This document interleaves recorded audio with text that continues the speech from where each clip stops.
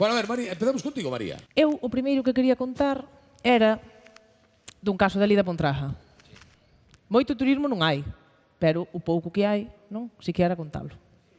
Fai moitos anos, marchou un veciño da Pontraja a vivir para a Coruña. Hai moitos anos, que non se iba a Coruña todos os días. Ti da Coruña, non? Pois entonces vai tocar tamén. Entonces... Prepárate que cobras. Non, non é para tanto. Vamos a feitos. Entonces, foi vivir para aló e despois cando viña a visitar a xente da aldea, os amigos, cada día que viña, todo era bourar contra os da Pontraja e veña a lavar os da Coruña. Os de aló, a xente de aló, que maravilla. Os daqui, aló, que bonito, que ciudad, que bonita, que grande. Aquí, bueno, o que aprendemos aló, aquí, bueno. E había un veciño ali que lle chamaban Antón de Foxo, que xa estaba un pouco hasta o carallo de oír falar todo o tempo así, seguido comparando, dixo, mi madre, pero será tanta cousa logo a Coruña que el nunca fora. E pois, hei de ir aló, a ver se traio algo para lle calar a boca. E, efectivamente, foi aló de excursión, de turismo a Coruña un día, a ver se era tanta cousa o que decía o veciño. E a historia do día que foi di así. Antón do Foxo quería ir á Coruña e preparouse para esta viaxe, porque sabía que había que ir ben arreglado e ben posto, porque xa outro que viña da lolle contaba, que había que estar ao nivel. Dou unha ducha e puxo o mellor traxe, pero que a presa perdeu o compás e puxo o pantalón co de diante para atrás.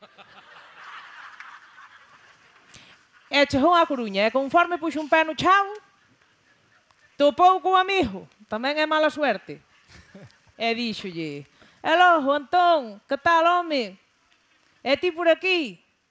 E el díxolle, "Queríalle dicir, pois xa ves, pero non dou, porque no momento en que lle iba a dicir que xo meter as manos nos petos con unha amiga de chulería, non? Que viña para enseñarlle a roupa. E douse conta que non había petos, non tiña os petos. E dixo, "Ai, me cago en tal, que xa leva que rir." Pero tallou rápido, e levaba unha jabardina e cruzou unha por diante con unha e dixo, "Pois xa ves." Calei. E logo, cando viñeches? E ca contestación que Antón do Foxo lle dou, caloulle a boca e acabo o conto. Cando viñeches? Pois vin pasado mañán. Pasado mañán, que ven sendo hoxe, pero como aquí na Coruña andados tan adelantados. A ver os que pasan por la línea ahora. A ver os que pasan por la línea. Ahora funciona. Eu non vou contar de Lalín. Inda que é un polo turístico de primeiro nivel, Que cocido. está Benidorm, Lalín e despois o resto. Lalín entra dentro do turismo de calidad, que é distinto a Benidorm. E entonces vou contar algo que me contaron a mí, é que eu vin de un día que fun a Fisterra e parei nun lugar que hai un pouco antes que chaman o Sardiñeiro. Non sei se coñecen. Pois parando ali nun restaurante que hai, que tamén dan cuartos, dan habitacións para botar ali uns días de descanso. Lestón. Sí. Xa, moi grandes amigos. Estaba eu ali, sentado non, estaba de pé na barra, tomando un café. Entrou un peregrino, vestido como moitos van agora de peregrinos que van a tiendas de deporte, non? Para se vestir de peregrinos, con roupa forforita e axustada, e a mochila, e a botella d'auga.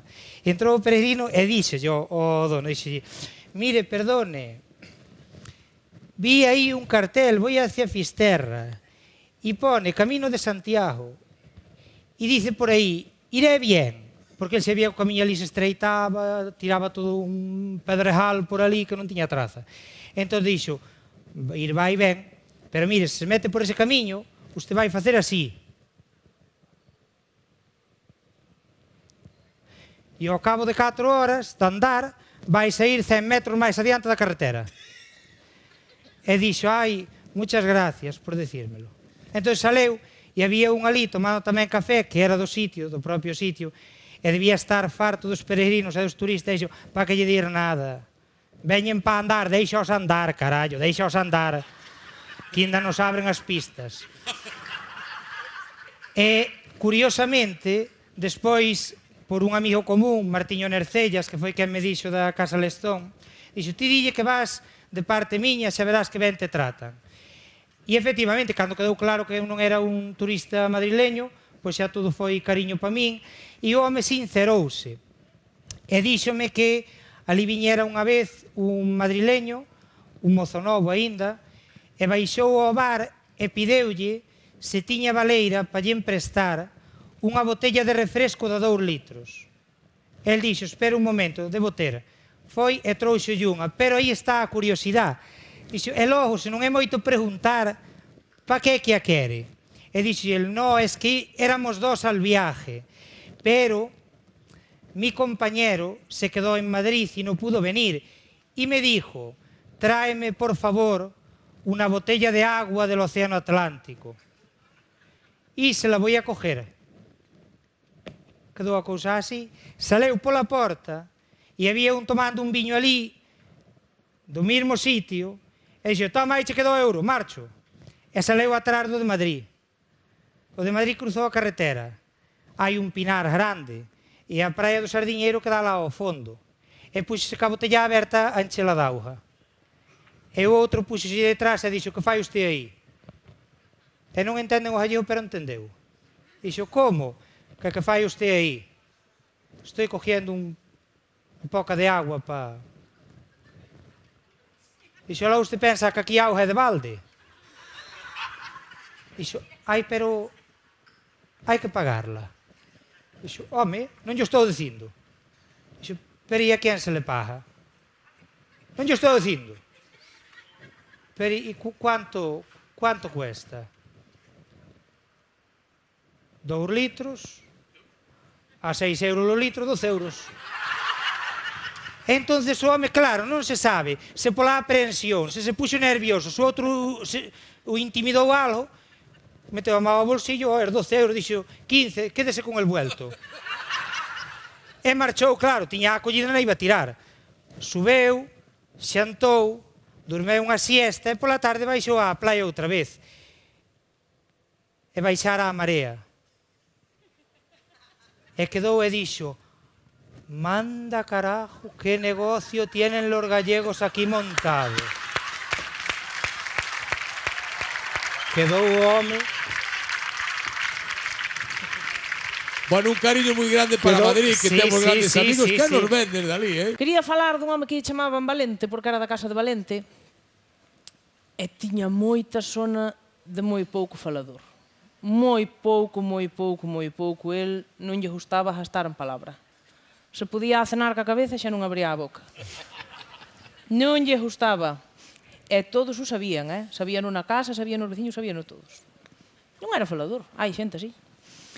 Un día estaba na taberna e estaba con outros 2 tomando os viños. Estaban tomando e tal. E el de repente dixo, bueno, vou para a casa. Dixo, pero como vas ir para a casa? Hombre, non vayas para a casa ainda moi cedo. Vou para a casa. Non marches, toma outra, que traballo che costa, toma outra, ainda enredamos aquí un anaco. Vou para a casa. Pero logo que tes? Vou para a casa. Pero que paso, pero se ainda decidirmo que van facer a casa, ainda podemos tomar... Vou para a casa.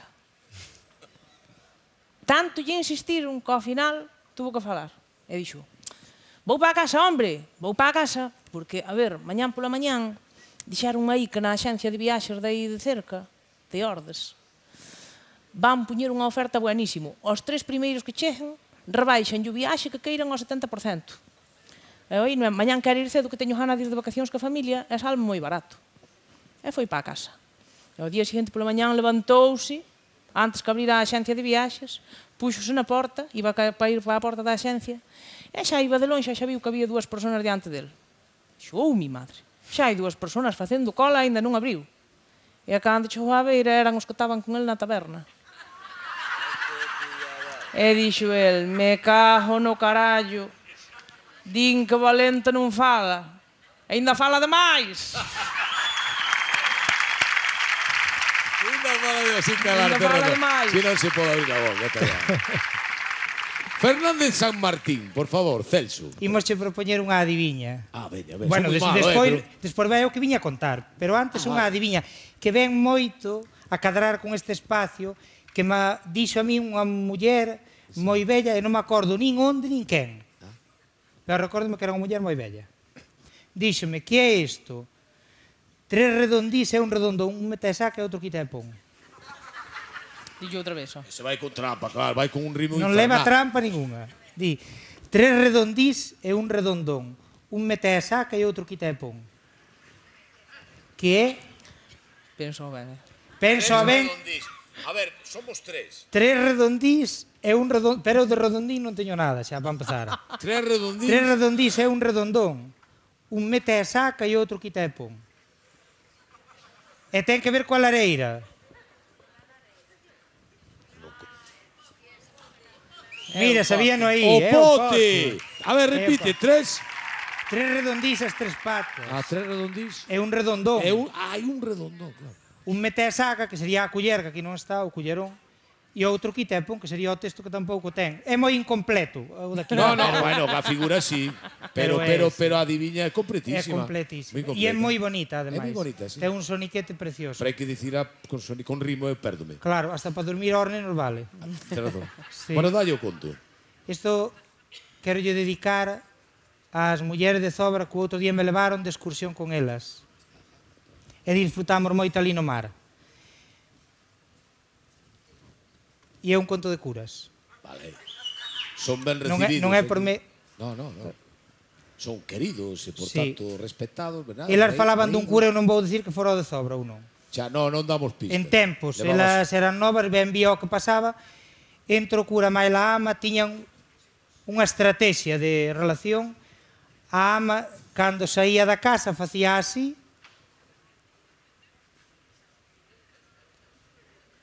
e o cura saía á ventana e vía a facer así, e xa entendía, xa baixaba as escaleras a correr como a centella. Rrr. Pero o justo deles era toparse na carreira. O sea que ela non esperaba a pé firme ali. Botábase a correr pola eira adiante. E miraba para atrás. E o cura viña. Zancada larga, E ela, tiñan ali unha figueira, ao cabo da eira, e xa tiñan botada, pois sería agora o equivalente a 2 rolos de erva seca. Pero así en... Claro, en aberto, non en... Por se te botas de golpe de arriba do mancas, ti igual, non? Por non tiña nada ali moi ben estendidiña, como unha cama de matrimonio. E entón ela, cando chegaba a unha distancia, o que facía era así, e salía polo aire, e indo polo aire daba a volta. E ao tempo de dar a volta baixaba a armao e se levantaba a saia. E caía naquela cama de erva seca, e o cura, cando chegaba a ese mismo punto, iba tamén polo aire, primeiro puñía os brazos de punta e despois abríos. E ca mirma separaba así os xeonllos e facíalle os botós da sotana, que non eran botós, que eran brochiños, veía.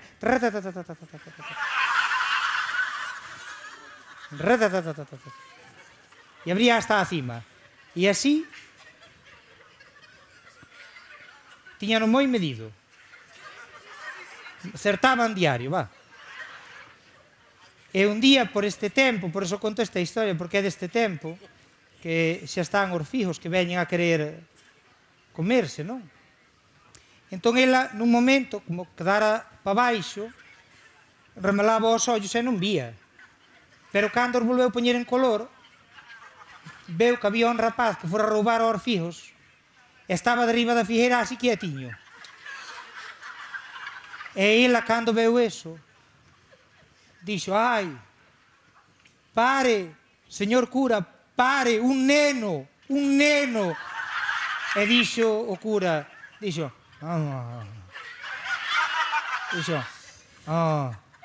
bueno, muller, xa será o que Dios queira.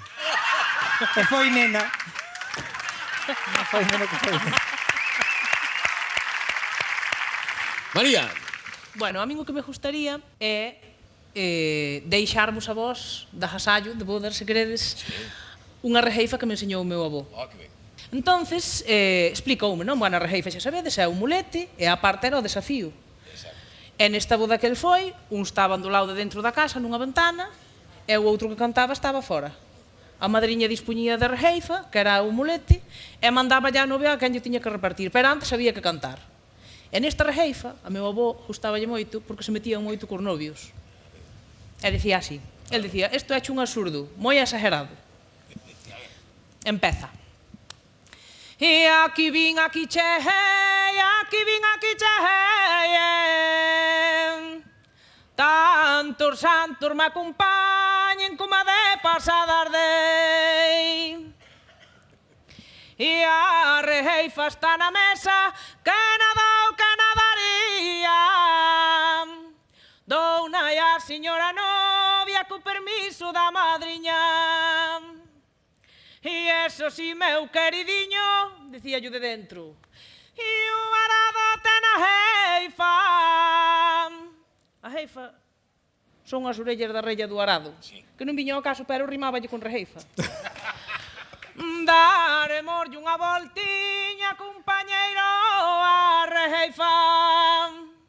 E eso si, meu queridinho, dicía yo de fora, prenda do meu paladar, daremoslle unha voltiña e os que acaban de casar.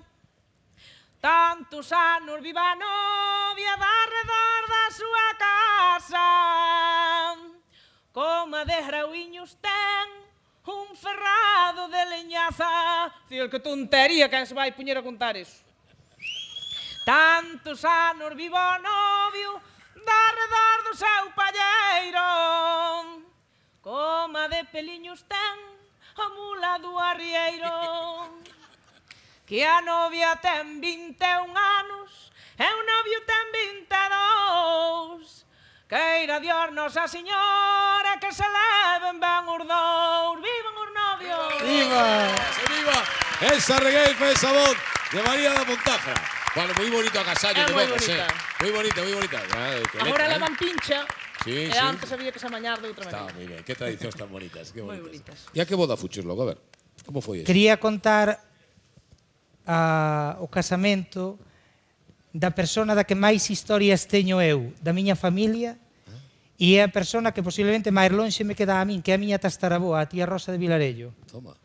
E por que teño tantas historias dela? Porque era unha muller de moito empuxe. Era unha muller que deixou memoria e entón sempre se iba contando dela na casa. E eu por miña avoa escoitaba dela, de súa avoa. Ela cando se casou, casouse do lugar de Vilarello para o lugar de Feás. En línea recta pode haber, eu que sei, 10 kilómetros, non o sei. Pero aquí a línea recta non existe. No. A Galicia, eses 10 kilómetros eran así. Claro, claro. Sí, podían ser outros 10 igual. A según fora ao monte, non? E cando chegou á casa, despois do casamento e despois do xantar, ela cambiábase para a casa do home. Entón era costume a sogra esperar a nora que viña por primeira vez cun candil aceso na porta da casa para lle dar a benvida. E sei que lle dixo, pasa, filla, pasa. E ela quedouse ali e dixo, quen non me pareu non é miña nai. Xa de primeiras palabras para entrar naquela casa, o que demostra que era unha muller así de moito arranque. E a noite de bodas, porque isto funlle preguntar eu a unha veciña, unha muller que lle quero moito, que é do lugar de Feás, onde naceu miña avoa tamén. Contoumo casi como se recita unha oración coas mesmas palabras que mo contou a súa filla Milagros de Xar, esta señora é Aurita de Xar, e coas mesmas palabras que mo contaba a miña avoa. E resulta que a noite de bodas estaba o home deitado na cama e ela estaba de pé quitando a roupa. E o home decíalle desde a cama, vente deitar, Rosa. E ela víñase abajo aos ollos e decía, ai, meu Vilarello, quen me dera no meu Vilarello. E estaba quitando o xustillo, que era unha faixa que había antes, unha faixa de presión, que apretaba nun lado, levantaba noutro, bueno, como cae agora tamén. Pero aquela tiña a peculiaridade que levaba uns cordós atados así, a cada pouco, e levaba moitos. E aqueles cordos chamabanlle tiradeiras.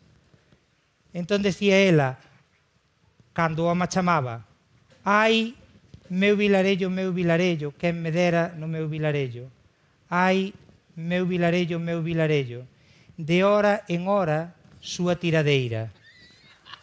O sea, non me veñas apurando, acabo de chegar, e sei que botou a noite sin se deitar.